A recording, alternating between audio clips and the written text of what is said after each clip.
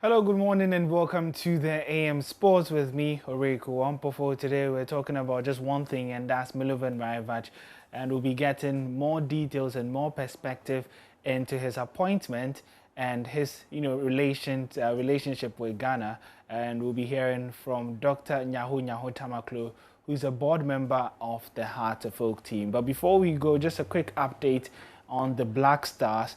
And yesterday evening, Milovan Rajevac's side faced lower tier division side Soccer Intellectuals, and Ghana won by 8 goals to 0 in that friendly game. In terms of the goal scorers, Fatau Isahaku got 2 goals, Kamaldeen Sulemana got 2 goals, and then Joel Famea, Benjamin Tete, and Yao Yaboa, and a host of other players were still on the score sheet.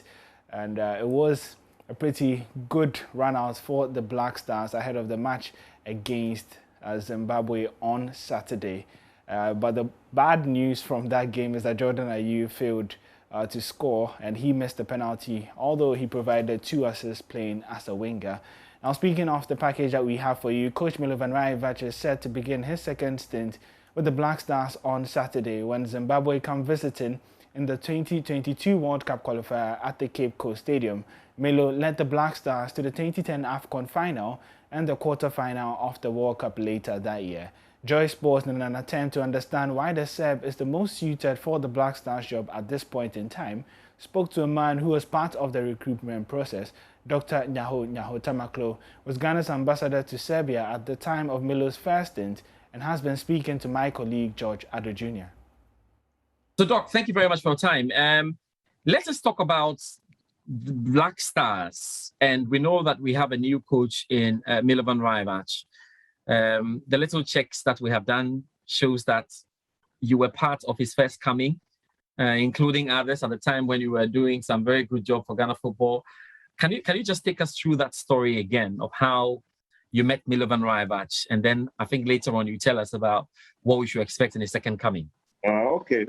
No, Milovan, when Milovan came, I think it's better I start with Dukovic.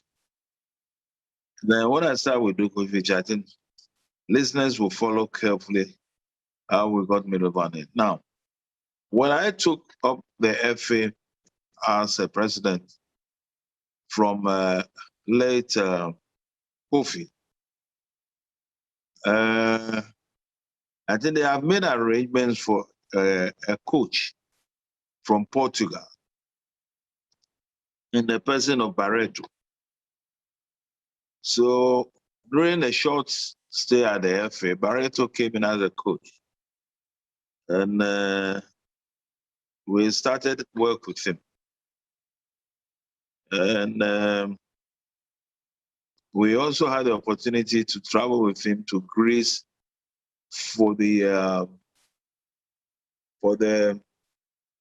Olympic Games, which we took part, if you recollect, with players like Appiah, Stephen Appiah, and others. Yeah.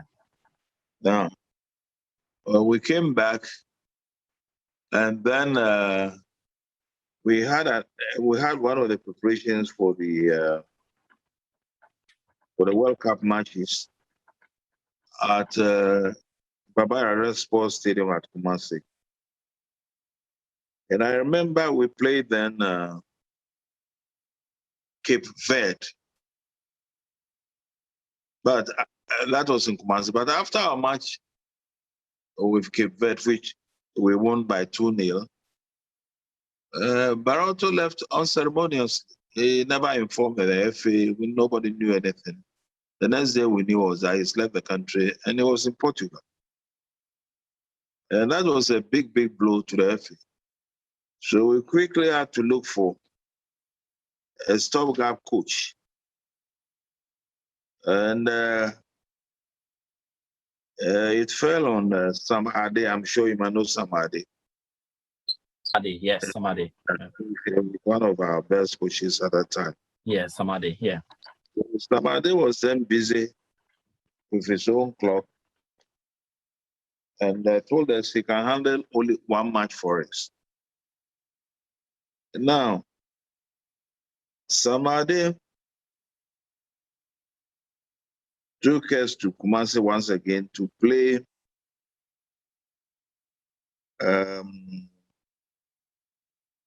Congo DR. And we did well. The results were 1-1 draw. So just as Ade said, he left us. So we were left without a coach. Then quickly we got in Dukovic. We advertised and Dukovic came in. Dukovic had then done quite a number of trainings in South America. So he came in, we had a chat with him. And we thought he was well qualified to, take over the Black Stars, which he did. We went through a series of matches with him, and almost all the matches that were played in Accra, we won. So the matches I can recollect now is a match we played with South Africa, where we won 3-0 at Kumasi. Yeah. And what is interesting or was interesting about the match was that until that time, we have never been able to defeat South Africa in any contest. Mm. And after that match, I think 2004 or so, till a couple of weeks ago, South Africa has never been able to defeat us in any contest until lately. Yeah. And after South Africa, we played Burkina Faso. We went there and we lost by a 0 goal. And when they came to Kumasi, we defeated them by 2-1. In Uganda, we defeated 2-0. And it went on like that. Until finally, I left the FA. And then Kwesi Antechi, Papu, and Dr. Kofi Amwa were there responsible for everything. Right. So when I left the FA, I was appointed as Ghana ambassador to Serbia and Montenegro. Then finally, the World Cup got closer and we went to the competition. And I think Ghana did very well.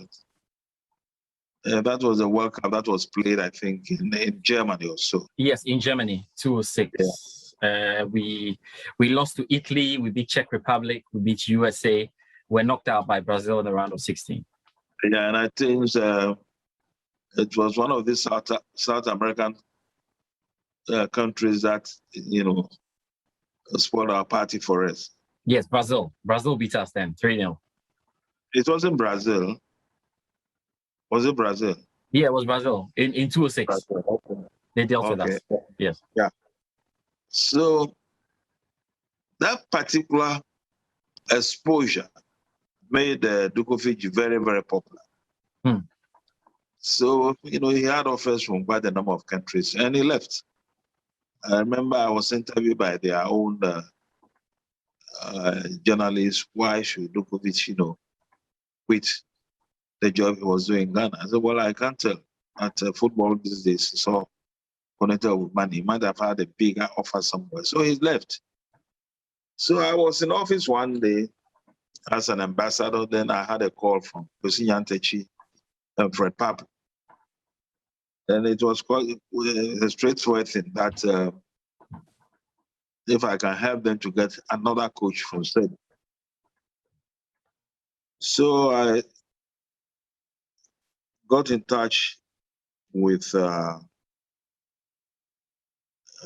my secretary, and then he contacted the FA in Serbia. Those are documents you're looking at, right? Are they documents? You documented that stuff? Then they gave us this gentleman who was, I think, a football agent or coach agent or so. The name was Goran Milisovic.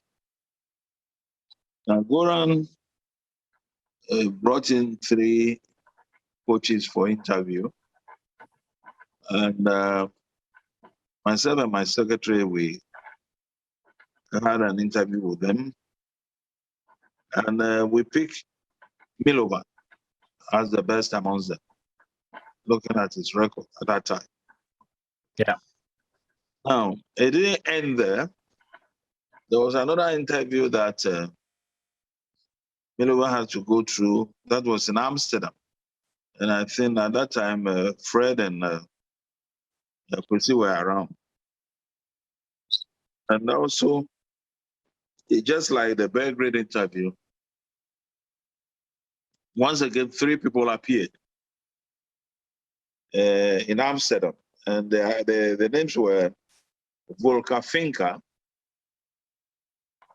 Volker Finca. Volker Finca, yes.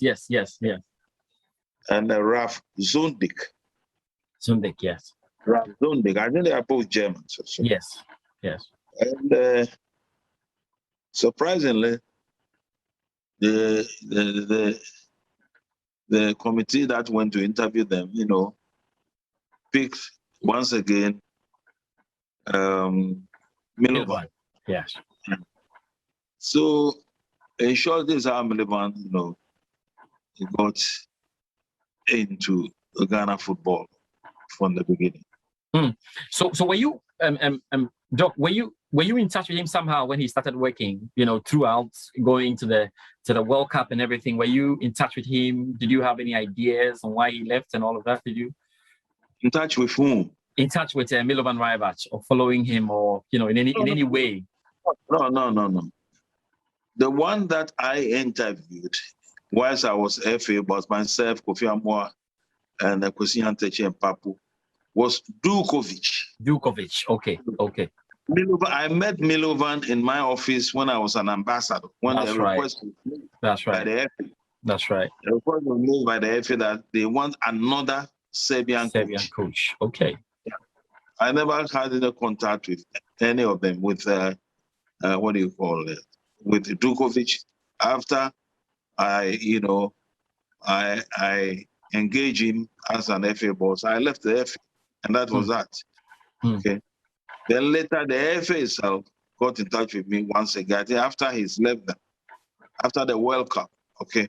Got in touch with them that they will need another coach from Serbia, and that was where I came in, and they had an interview with Milovan. I think you got me. Yes, I get it. After the interview, I've never had any sort of, he will always have to, speak through an interpreter, and it's not easy talking to him on the telephone. But I never had any sort of discussion with him after that. Okay. So can you just remind us of why you thought initially that he was the best candidate when you did the first interview? Why did you think he was the best candidate? So there were technical things that were, what do you call it? Milicevic was also somebody who has been a coach for years, so he knows all these things. Myself, of course, I've been in football for years. I can tell a good coach and a bad coach. You look at his CV, which looked quite impressive at that time. And, looking at our situation then when we needed a coach badly, my first strong leader, he will be the best at that time. And I thank God that he didn't disgrace us. He came and once again qualified us for the World Cup for the second time. Okay, Doc, what are your thoughts? I mean, if you were the FA president, would you have gone for Milovan Rajevac after a 10-year period when he has worked with Algeria and, I think Thailand, and he's not had a pretty good record? Under the circumstance, if you're the FA president, would you have opted for this? That's quite a simple question. I have said already on Newsfile that I personally don't believe in the second coming of people in anything at all. And I feel strongly, looking at his background and having been with the country for quite some time, he feels definitely that he has an unfinished job. And I was even reminded by the host that he has said that himself. He said that. And I am not really into active coaching in Ghana. So he's been given the targets, have to win the Africa Cup of Nations and then have to qualify Ghana for the World Cup. Are these realistic targets? Well, that is quite a tall order, if I'll say so. And he looks like somebody who likes challenge a lot, So I'm sure he'll work on it. If he's successful, that will be fine for the country as a whole. And we're all praying that, he goes through that without any problem. However, there's one thing that I think we have to be careful about. The media has not been friendly with some of these people when they come down, for jobs or whatever they come in for. And the reason why our media behave that way, I really don't know. But I think there might be individuals who have got interest always in this sort of candidates. And when things don't go their way, they try to put up a negative press campaign against them. And I don't think that is fair. That is not fair at all. So if that probably could stop, that will give him more time and more peace of mind to be able to focus on what he's here exactly. So that's the way I see that one too. A lot of people have said that we don't have the quality to win the Africa Cup of Nations. We don't have the quality. Look at our players. We don't have the quality. What do you have to say about that? One thing we shouldn't forget is that we have won the African Cup of Nations 4 times. Listen to me carefully.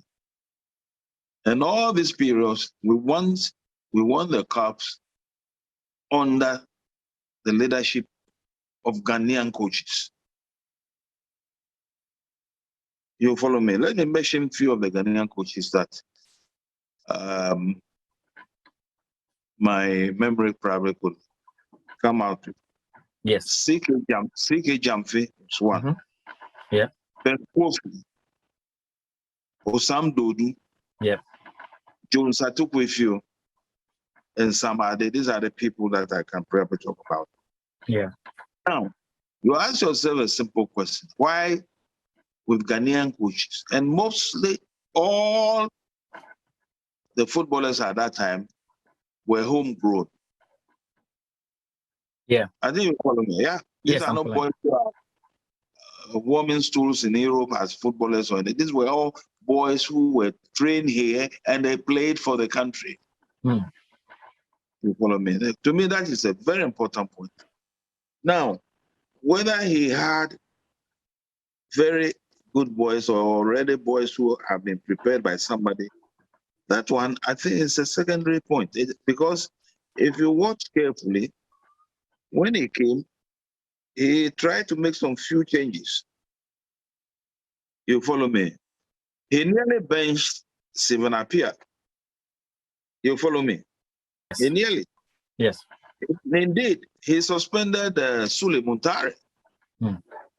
But for pleas from other quarters or whatever it is, he wouldn't have traveled with Sule Muntari to South Africa or to Germany. South Africa. Yes. Yeah, South Africa. Now, he had very good boys when he took over, but he was equally able to put in a very ambitious young boys. You follow me? Yes. Whom he trained very well. Some of the names I can't remember now, but I think I remember Kudu Asamoah, the day Opoku Ajimai, yes. Anthony Annan and Ajiman Bedu and others, Yes. you know. Yes. Liadi and the rest, yeah. So that will also tell you that this is somebody who can create his own players. You follow me? Yes. And he did all these things within a very short time. When he took up, some of the players we had then were very experienced players like Sebina, Apia, Samuel John Mensah, John Painsel, Richard Kinson, Sule Muntari, and this sort of gentlemen.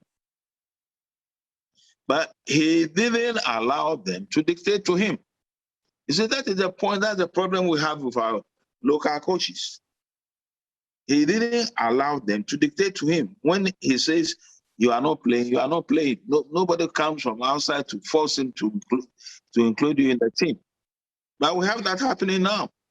You follow me? And in the same vein, during the time of CK Jamfi and others, you can't go to Jamfi and tell him that this boy should be added to the team. I mean, you own there. Be you the FA boss or whatever you are. Not even though Hindijan can tell Jamfi that. You follow me? So I have said time and again that whoever is in charge of these boys must be a strong person, with a strong character, with a, what do you call it, a man with integrity. These are the people who can lead these boys. Well, because they will watch you also. If they find you to be a very weak leader, they won't mind you. You follow me? And some of the reports that have been coming out, the way our coaches behave towards these boys and what the boys also do to them, they are quite disturbing. And this is what I will advise all Ghanaian coaches to look at. If you don't have any integrity, don't dream about getting close to the Black Stars. No matter how technically good you are. You follow me? So that's what it is. Thank you so much for your time, Doc, as always. It's a pleasure.